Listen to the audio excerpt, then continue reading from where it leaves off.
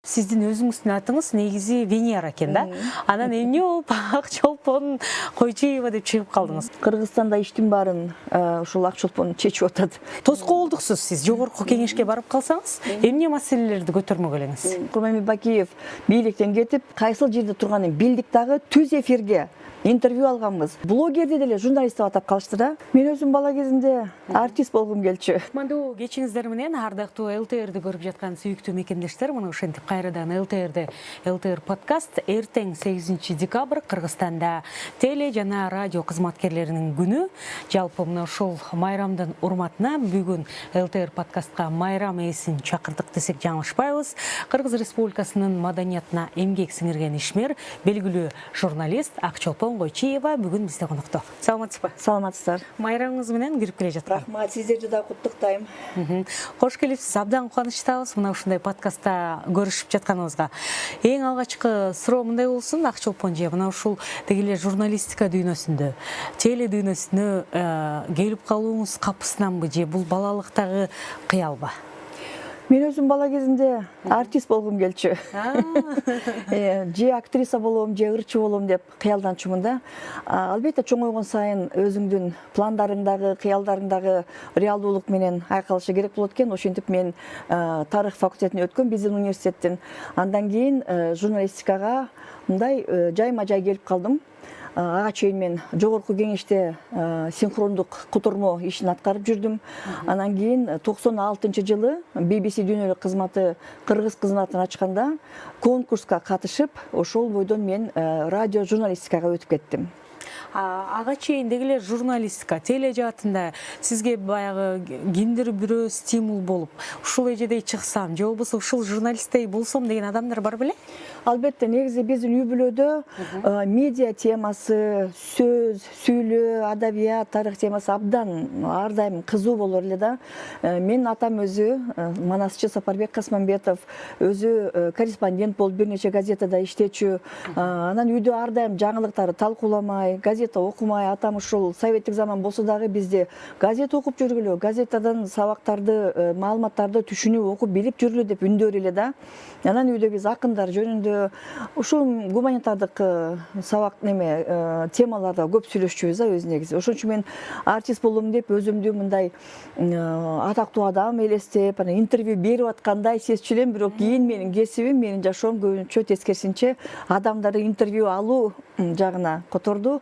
Мен ошого абдан ыраазымын. Негизи кийинки калыптанган жашоом кыялымдагыдай эле болду. Жумуш, карьера жагынан деп айтсам болот.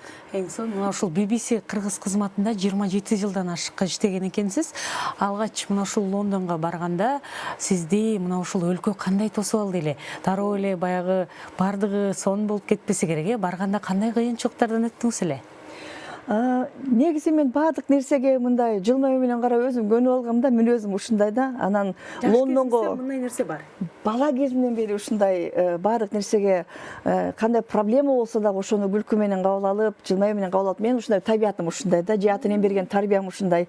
Лондонго барганда ар бир кыйынчылык мен үчүн жаңылык болуп атты да. Бул мурда биз көрбөгөн, мурда жасап көрбөгөн нерсе болуп атты да. Эми бир моментке токтолсом, 96-жылы азыр ошончолук илгери заманда сезилип атпайбы? 96-жылы BBC'нин кыргыз кызматы ачылганда бул жактан чоң конкурс өтүп, аттуу баштуу бир топ адамдар, шаардык балдар кыздар, англисчени чагып сүйлөгөн, шаарда бүткөн балдар кыздар тапшырган эле да. Анан ушул конкурска мен дагы тапшыргам, менин жолдошум да тапшырган. Ал киши ал кезде Азаттык радиосунун Мюнхенде практикасын өтүп жаткан болчу, ал жакта иштеп жүргөн. Мен бул жактан тапшырып, анан кийин азыр айтсам таң каласыз, ошол англисчем шаардыктарда жетпесе дагы мен кыргыз тилим үчүн өтүп кеткем. Анткени алар кыргызча менчелик сүйлөй алган эмес. Эми шаардыктардын маселеси ушундай эмес беле? Совет заманынын соңунда ошол кыргыз тили унутулуп баратат шаарда деген маселе бар эле. Ошондуктан мен кыргыз тилимдин тактыгы менен жеңип кеттим деп айтсам болот да. Лондонго барганда албетте BBC дүйнөлүк кызматы бизге дароо тренингтерден өткөрдү. Радио программа жасоо деген эмне, маңызын түшүндүрдү, кандай принциптерге карманышыбыз керек деген.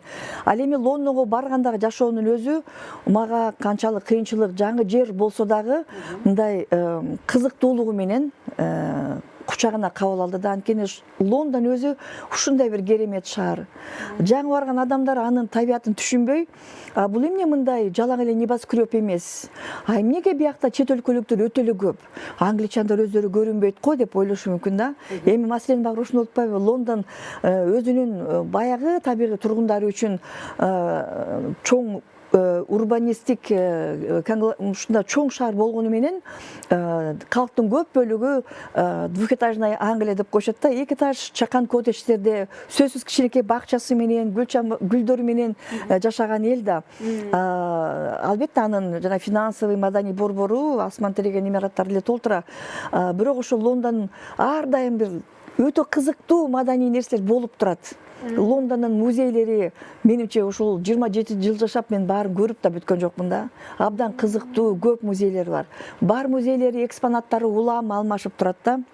Мисалы бул жакта биздин кыргыз музейлери эле ошол тажрыйбаны колдонот болуш керек. Бирок мисалы маал менен бир кайсы чоң музейлердин экспонаттары келип, элдер сүйүнтүп коюп кайра кетет. Анын ордуна башкасы келет да, чексиз кызыгып, окуп, үйрөнүп жүрө берсең болот да.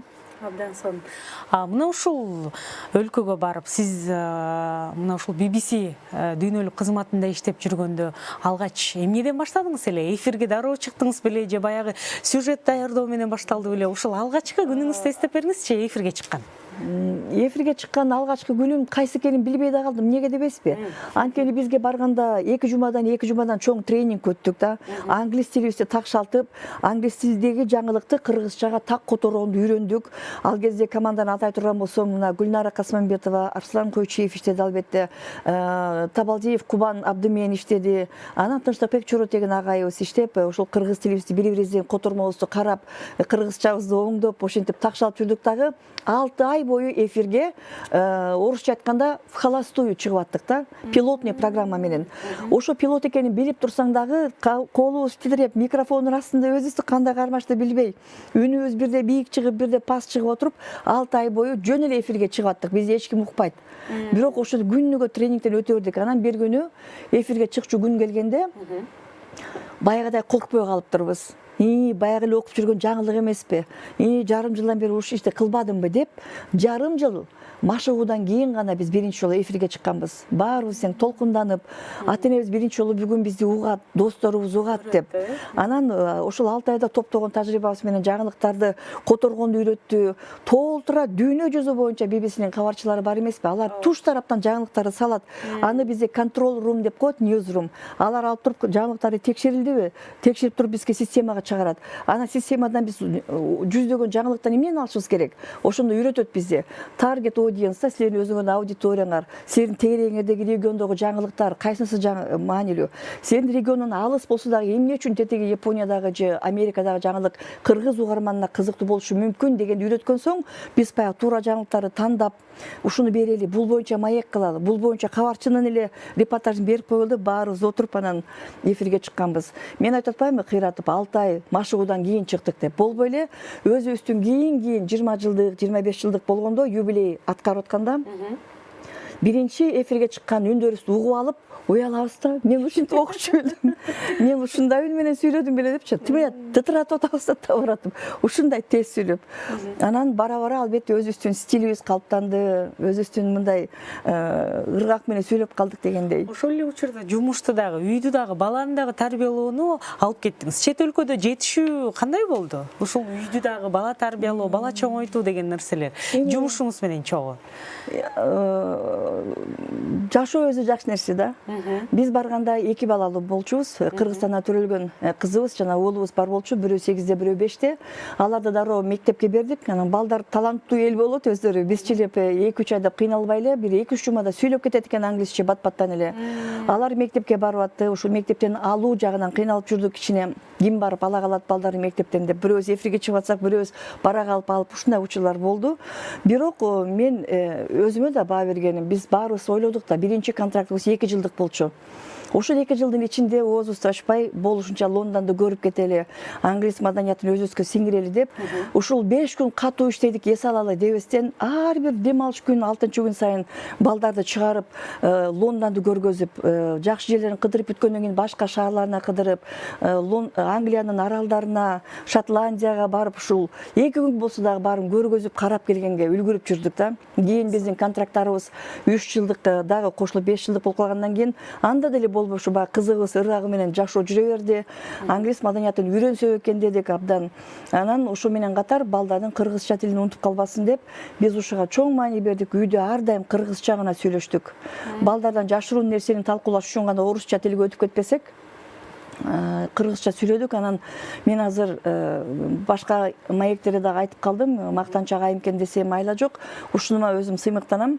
Канча жыл жашасак дагы биздин балдарыбыз ата-энесинен башка кыргыздарды көрбөсө дагы кыргызча так, жупуну тил эмес, өтө адабий деп дагы айта албайм, бирок өздөрүнүн курбуларынан кем калбаган жакшы кыргызча үйрөнүп чоңоюшту. Эң сон. Журналистика тармагына келе турган болсок, балким бүгүнкү күндө мына ушул BBC-ге иштейм деген жаштарыбыз балким көптүр арабызда. Деги эле басымды эмнеге кылат алар? 2000-жылдын башындагы заманда англисче сүйлөгөн кыргыздар, англисче кыргызча түз которгон кыргыздар азыркыдай көп эмес болчу. Ошондо биздин тилдин өзү эле бир артыкчылык берип турчу. Албетте, анан кийин албетте BBC иштеп жүргөндө журналистиканын табити, журналистиканын стили башка болду да. Мисалы, советтик журналистиканын чөйрөсүндө болгон өлкөдө дароо батыш журналистикасынын мындайча айтканда туу чокусу болгон BBC стандарттары менен программалар чыга баштады. Анда сүйлөгөн темп, стиль, жаңылыкты элге жеткизүүнүн өзүнүн ыкмасы башкача болгону, ал жакта туш тарапта дүйнөдөн келген жаңылыкты кабарчынын үнү менен берип, ошонун үстүнө которуп берип атканыбыз аутентичный угулуп, ал башкача сезилчү да. Азыр болсо медиа чөйрөсү түп тамыр менен өзгөрдү. Азыр BBC өзү дагы жаңы заманбап медианын түрлөрүнө адаптация болгонго аракет кылат да. Анан азыр мисалы ар бир эле адам азыр блогерди деле журналист деп атап калышты да. Ошон үчүн азыркы BBC-де же болбосо CNN-де же Al Jazeera сыяктуу же башка бир чоң эл аралык медиада иштейм деген журналист тил билүүсү жетишсиз. Азыркы чыныгы журналист өзү абдан маалымдуу болуш керек, маалыматынан жаңылбашы керек. Албетте бир кайсы бир чоң бир өзүнүн медиасына тиешелүү принциптерди үйрөнүп алган болуш керек. Мисалы, ошо кантип жаңылбаш керек, кантип туура суроо берип алыш керек, кантип ошол бир тараптуу болуп кетпей, маселенин эле туш тараптан чагылдыруунун кандай ыкмаларын берем деген. Анысы аз келгенсип, азыркы социалдык тармактарда мындай өзүнө өзү ишенген, тажрыйбалуу адам болууга тийиш. Мисалы, бир жер болуп атса, телефон чалып, "Ай, редактор, мына жерде бир бомба жарылыптыр, кандай кылалы?" дебейт да азыркылар. Бул жерде бул жарылды, мен турам, колумда микрофонум даяр, телефонум даяр, аны тартат, аны айтып берет да, момундай окуя болуп атат, мына деп баардык жагынан даяр болушуга тийиш да. Анан кийин социалдык тармактар журналистиканын, маалымат таратуунун табиятын абдан чоң өзгөртпөдүбү? Ошону эске албашка арга жок. Анан азыр эми буну жакшы же жаман деп айтууга да болбойт. Бул замандын өзгөргөнү, замандын түсү. Замандагы көрүнүш, заманбап көрүнүш да. Биз ага адаптация болдук. Ошол менен кошо көп бизге көйгөйлөр да келди. Анткени ар бир эле адам туруп алып айтып берсе, ошого ишенүүгө болобу? Ар бир чыгарган сүрөт туурабы же жалганбы? Азыр мисалы технологияда ар бир сүрөттү редакциялап салса болот. Бир киши турган жерди 3 киши кылып тургузуп койсоң болот. 100 киши пикетке чыкса, аны 1000 киши кылып көрсөтүп койсоң болот. Кишини айтпаган нерсени сүйлөтүп атышпайбы?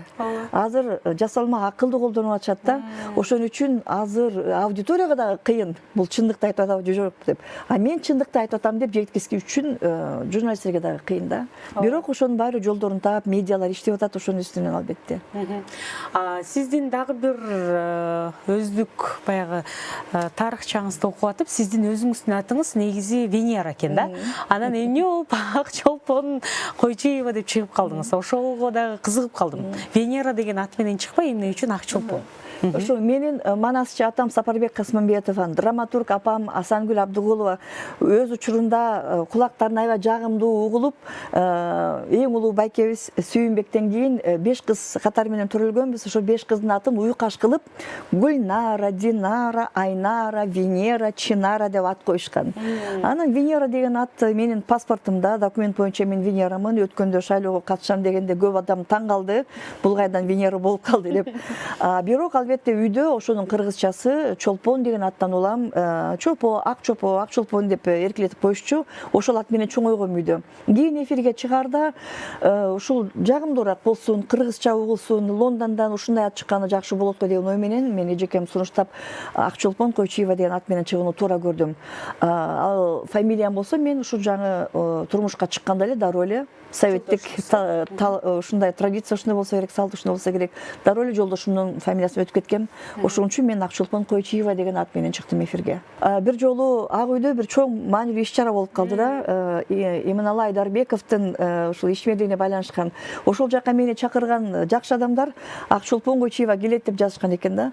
Анан мен барсам, бул жакта Венера Койчуева деп турат. Биз сизди киргизе албайбыз, эже таанып атабыз, билебиз, бирок киргизе албайбыз, анткени паспортуңуз боюнча сиз башка адам экенсиз дешпедиби. Ал да туура албетте. Анан ойлодум, мен атымды Ак Чолпон деп өзгөртүп алсамбы деп, бирок эми жашоодо мен документ керектүү жерде мен Венера Койчуева деген атымды колдоно берем.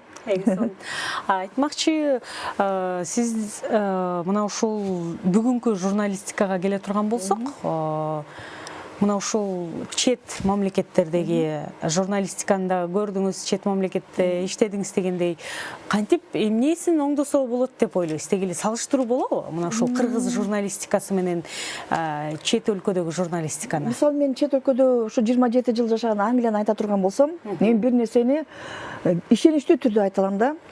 Британияда журналисттердин кадыр баркы, аброю өтө жогору, абдан жогору.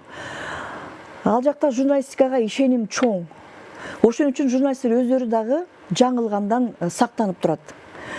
Ошон үчүн журналисттер өздөрү дагы жалган айтуудан сактанып, өздөрүнүн компанияларынын принциптерин бекем кармоого умтулат. Ошону менен бирге коомчулук ошол медиага катуу көз салат.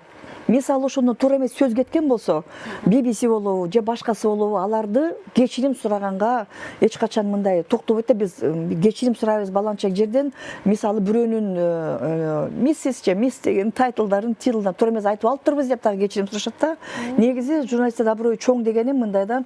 Айталы, ушу 70 жашка чыкканда пенсияга кеткен Джереми Паксман деген алпаруучу. Эми бизде азыр 50, 60, 70ке чыккан адамдарды алпаруучу кылып да койбойт да.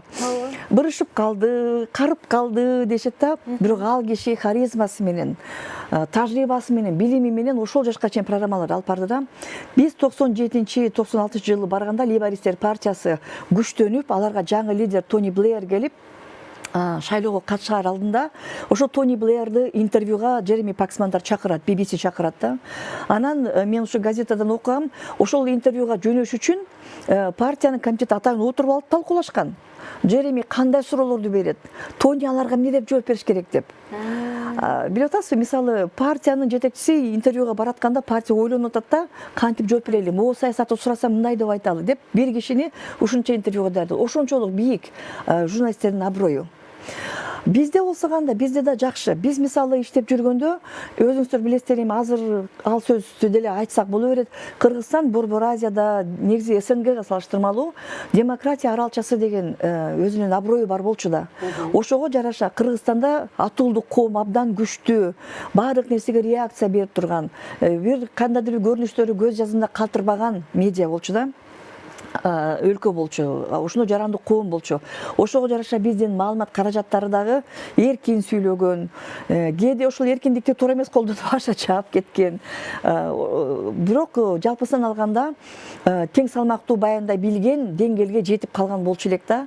Азыр мен азыркы баам ушундай, азыр мен ушул саясий кызматтарда бир топ досторум, жакындарым жүргөндүгүнө карабай, мен өзүм жеке атул катары айта турган болсом, мен кыргыз журналистикасында акыркы учурда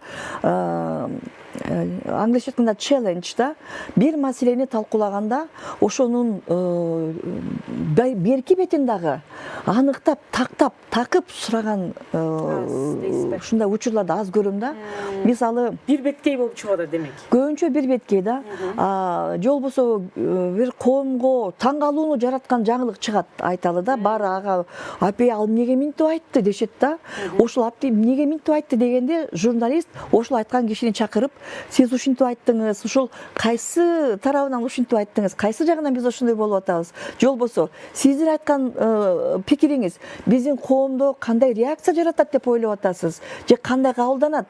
Туура эле баары колдойбу сиздин көз карашты? Же колдобогондор да барбы деп ойлойсузбу деп мындай ал кишинин дагы өзүнө суроо берип, кайсы бир маселени башка жагынан карап көргөнгө дагы түртүш керек да. Анан менимче албетте сак болушубуз керек. Ашыкча мындай туура эмес политическая корректность деген бар эмеспи? Ал жагын эске алуу керек.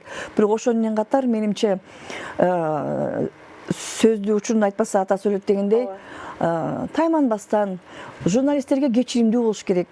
Биздин коом ушул аз анакай ушул болгон бир медиадагы эркин ой жүгүртүүнү, катуу суроолорду, такыган суроолорду көтөрүш керек да, ага өчөшүп калбаш керек, анын артынан түшүп жазалабаш керек да. Анткени эл баары бир акты ак, караны кара деп билиш керек да. Сиз көп адамдар менен иштешип, белгилүүлөрдөн интервью алганга жетиштиңиз дегендей, ошолордун арасынан балким айтып бересиз өзүңүздүн баягы жан дүйнөңүздөн орун алганын, балким кызыктуусун дегендей. Интервью дегенде мен көбүнчө радиодо иштеп атканда интервью алганда абдан жакшы көрчүмүн да. Анткени радиодо өзүңөр деле иштеген болсоңор, табиятын билесиңер да. Абдан эркин, анан баягы кээде программаны жарым саат даярдашың керек да. Ошого бир ашып калат программаң, эмнесин кыскартабыз дейсиң, болбосо бир 5 мүнөт жетпей калат, эмнени кантип толтурабыз дейсиң. Бирок албетте негизги темалар боюнча интервью алганда абдан жакшы көрө элем да. Анткени киши сага телефон аркылуу байланышып турат да. Анан сен анын баягы көзүн карап турсаң, аяп суроо бересиң. Өзүң көрбөй турганда, кулагың менен угуп турганда суроону катуу бересиң дагы, эмне деп айтар экен деп, мындай күтүп каласың да. Ай, рас кылдым деп, мындай жестикуляцияң башкача болот да. Анан радиодон интервью алуу өзүнчө бир керемет болчу да. Мен көп адамдардан интервью алдым, албетте. Эми Аскар Акаевден интервью алгам, мурунку президент. Ал киши бийликтен жаңы эле кеткенден кийин, ушу 1-2 жылдан кийин өткөн жылдагы окуяларга сереп салып интервью алганда, ал дагы абдан жакшы чыккан интервью болгон. Ушул сыяктуу эле президент Курманбек Бакиев бийликтен кетип, кулатылып, ошондо 1-2 күнүн ичинде ал каякта экени белгисиз болуп калганда, мен сырдын баарын ачпасам дагы биз ал киши Кыргызстандын аймагына кайсыл жерде турганын билдик дагы, түз эфирге интервью алганбыз. Ошондо мен ал кишиден биринчи сурап атам да, анда эң биринчи сандар ошо окуя улам монда ургуштап өнүгүп атканда 72 деп айтылып аткан эң башында. Ошо сиз билесизби, ушул бүгүн аянтта толкундо болгондо ок атышуу чыккандан кийин ушу 72 адам курман болду. Сиз муну билесизби десем, ал киши ошончо болду. Ошондой болду. Ден дароо болуп неметкен да. Анан кийин ушул интервьюнун өзү биздин журналисттик кандайдыр жетишкендигибиз болгон. Анткени ал киши каякта экенин бир дагы медиа таба элек болчу, биле элек болчу, ал кайда кетти, ал каяка качып кетти, эмне болду деген суроолор болуп атканда, кечки саат 9-да BBC-ден ошол экен адамдын үнүн өлдөр өзү угуп, биз берген суроолорго ал кишинин жообун уга алды да. Кыска интервью болгон. Ал киши көп сүйлөгүсү келген эмес албетте. Бирок ошол кийин уктум, BBC деген кылат экен деп, ошол таап алып интервью болгон эсимде. Андан кийин албетте кийин баягы ош окуялары чыгып кеткен учурларда ошол саясий кырдаалда аттары катуу чыгып аткан саясатчылар бар болчу. Ошолордун ичинде мисалы мен Мирес Мырзакматовдон интервью алгам. Ал киши көз интервью алып атып, катуу чатакташып бараң токтогонбуз. Сиз сыяктуу журналисттер маалыматтарды бурмалайсыңардыр, ушундай суроолоруңар менен деп. Мен болсо ал кишиге айтам, мен сизди ушул суроого жооп бере алат деп ушундай суроо сурап атам. Жооп бере албасаңыз мен айта албайм деп айтыңыз деп. Айтор ушундай кызыктуучулар көп эле болот да. Кийин телеберүүлөр аркылуу деле бир топ адамдар менен интервью алдым. Эми ал кызыктуураак жагын айта турган болсом, 2017-жылы Казакстандык ырчы Димаш Кудайберген Кытайга барып, аты дүң кетип чыгып, анан ушу жаш талант, бир башкача ырчы экени. Студияга келгенде же? Дароо сезилди дагы, биз анын артынан түшүп издедик. атасын таанышып анан телефон аркылуу гана издеп жүрөбүз да. Анан багыбызга жараша 2018 жылы Европадагы биринчи соло концертим деп Лондонго барып калгандан кийин Кудай жалгады деп BBC-нин чоң жаркыраган студиялары чоң болгону менен ал жакта адамдар көп да. Биз ошол кезек болуп аткандан кийин баланчанчы күнгө сүйлөшкөн маалыбызга 1 саатка ошо чоң студияны белгилеп туруп анан кийин Димашты интервьюга чакырганбыз. Ал ошо кече концерт берип, абдан ооруп аткан абалында концерт берген. Биз аны суук тийип 40 градус температурасы менен парацетамолдун ичип алып туруп концерт берген. Бирок бизге эч нерсеси билинген эмес.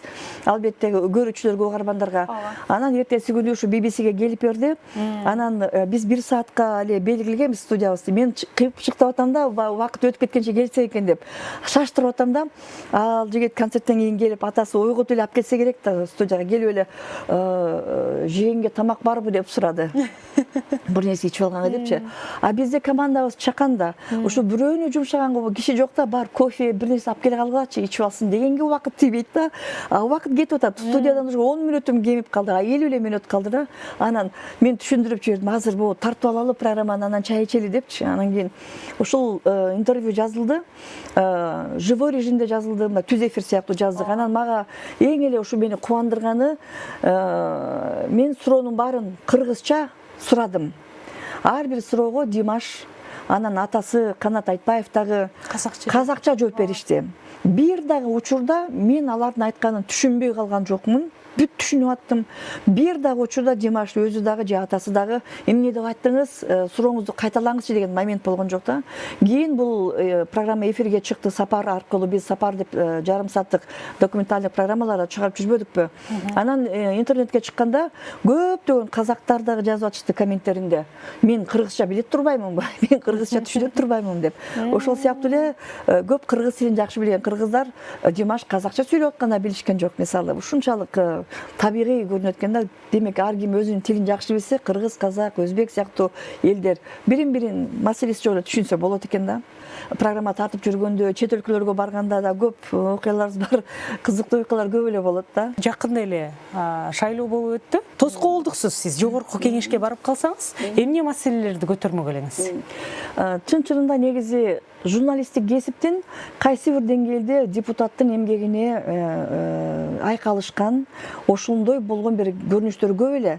Журналист катары биз көп маселе көтөрдүк. Көп маселе көтөрүп, кийин эфирге сөз чыгарбасак дагы ошону артынан чалып, өткөндө сиз менен маек алганда могу маселе болду эле, ошол маселе чечилдиби, ошол жардам сурап кайрылышты эле, ошолорго карай алдыңызбы деп акимдерден, министрлерден, башкалардан сураган күндөрүбүз болду да. Ошондуктан мен ойлодум, мен депутаттыкка аттанып көрөйүн, анткени маселе чечүүчү орган бул, мыйзам чыгаруучу орган.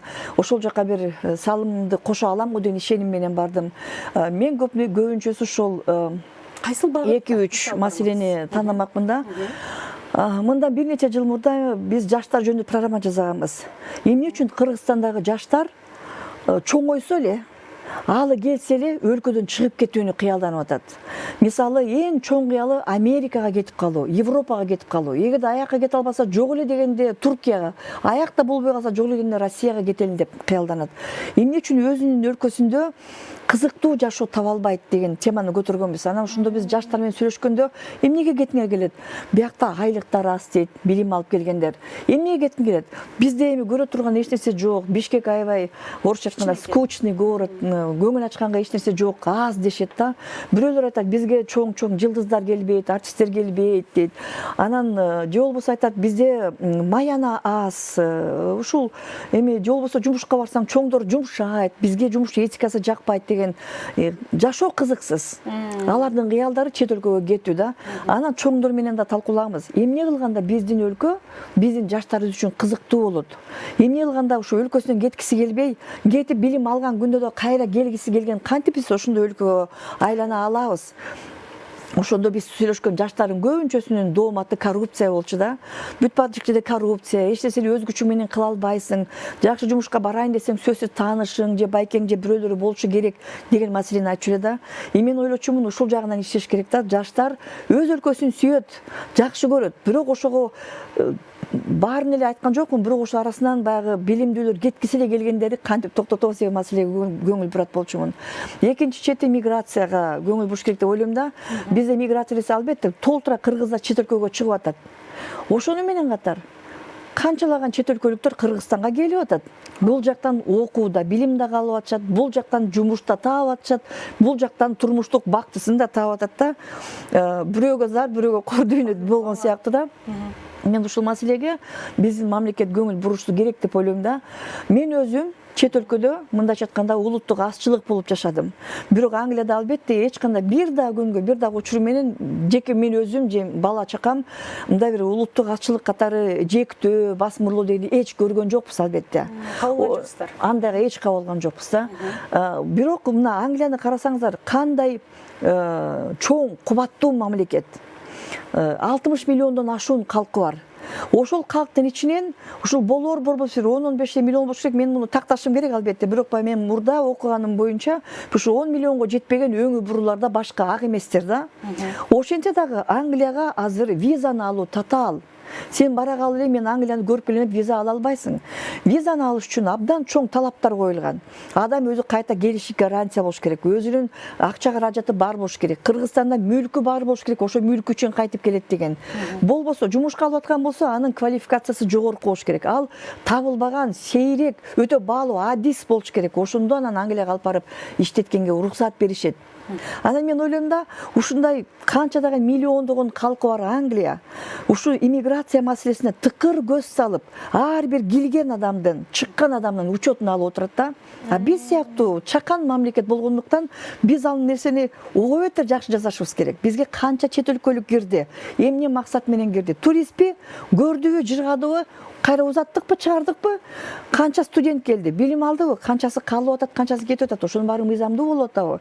Анан жумушчулар так эле ошондой маселеде. Мен муну ойлойм, келбесин деген киши жок. Кууш керек деген андай эч кандай маселе болбош керек. Бирок бекем тартип, көзөмөл болуш керек деп эсептейм да. Анан балким ошондой механизмдер бардыр. Балким биздин мыйзамдар, мен акыркы учурда мен билем, алар күчөтүлүп жаткандыгын да билем, виза берүү дагы күчөтүлүп жаткандан айрым өлкөлөргө. Бирок ошол жагына көңүл буруш керек го деп ойлойм да. Айрыкча мындан 1-2 жыл мурда ошондой бир таасир болгондо менде мындай эле бир дарбазасын баары ачылып калгандай сезилген да. Айта турган болсок, сиздин өзүңүздүн жогоруда айттыңыз, чын эле баягы Кыргызстанда мисалы сизге деле кайрылышат болуш керек, анткени сиздин жолдошуңуз, сиздин агаңыз мына ушул жогорку кызматтарда иштешет го. Анан өздөрүнүн баягы кызыкчылыгы үчүн ортого түшүп берип койчу, айтып койчу деген учурлар көп эле катталды беле? Аларга жообуңуз кандай болчу эле? Эми мен карапайым киши катары айта турган болсом, өзгөчө мындан 4-5 жыл мурда менин бир тууган агам президенттик администрация башчысы болуп иштеп калды. Жолдошум президенттин ушу сөздөрүн караган кеңешчиси болуп иштеп калды. Ошол учурда мындай бир сөз тараптыр да, Кыргызстанда иштин баарын ушул ак чолпон чечип атат. Байкеси тиякта, жолдошу биякта иштейт деп. Мен антип чечмек тургай көп нерсени да азыркыга чейин деле мындай түшүнө бербейм да. Анан албетте туугандар аяп сыйлап көп кайрылбайт. Жора жолдош, жердеш, тааныш дегендер албетте сыйлык маселеси боюнча, тиги боюнча көп кайрылган болот. Анан ушул абдан мындай көңүлдү ооруткан нерсе да. Анткени жок десең таарынат. Анан Кыргызда элден чыгат деген жаман нерсе бар да.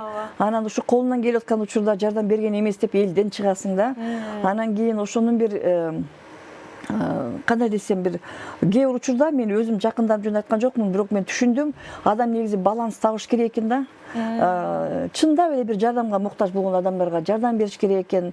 Анткени эгерде чындап эле колунан келип турса, бир телефон чалып ушул моундай болуп жабыркаган экен, ушул моундай маселеси бар экен, ошо бир карап коюңузчу дегенге жарай турган болсо, эмнеге болбосун? Андайга жардам берген учурлар деле болот экен. Айтор бул көрүнүш бар албетте. Бир учурда татаал маселеге татаал тандоого койгон учурлар болот да. Ошон үчүн көп учурда андайга эме туш келбегенге аракет кылыш керек экен да. Мисалы көп чакырылган жака көп бара бербейбиз. Эми жашоо деген жашоо. Демек баягы өзүңүздө кичине мындай чектөөлөрдү койгон турбайсызбы кээ бир нерселерден? Ансыз болбойт, туура. Сизге ыраазычылык билдиребиз, сизге ден соолук каалайбыз. Чоң рахмат. Сизге дагы ийгиликтер болсун. Ардактуу телекөрүүчүлөр, ЛТР подкаст кайрадан көрүшкөнчө амандыкта болуңуздар.